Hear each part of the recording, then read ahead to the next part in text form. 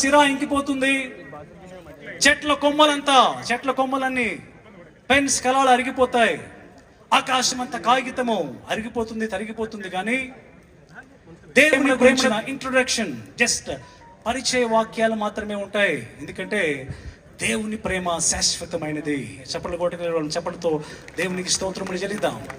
దేవుని ప్రేమ శాశ్వతమైనది, అది మన పట్ల అపారమైనది. దేవుడు మనిషి పట్ల ఇప్పుడే పాటలో పాడినట్లుగా ఎంతో ఎంతో ఎంతో ప్రేమ చూపించాడు. బైబిల్ చెప్తోంది, యోహాను సువార్త 3వ అధ్యాయం 16వ వచనంలో, దేవుడు లోకమును ఎంతో ప్రేమించెను కాగా ఆయన తన అద్వితీయ కుమారునిగా పుట్టినవాని యందు విశ్వాసముంచు ప్రతివాడు నశింపక నిత్య జీవం పొందినట్లు ఆయనను అనుగ్రహించాడు.